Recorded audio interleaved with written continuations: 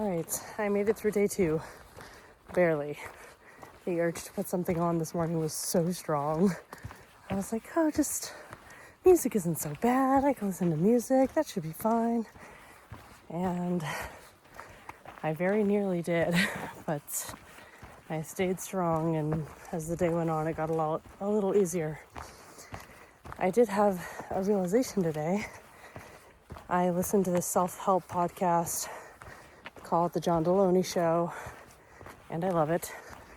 And I noticed when I listen to that podcast, I think a lot more, or tend to ruminate a lot more on the issues from my childhood and just sort of the chaos that I was raised in, and kind of makes me depressed.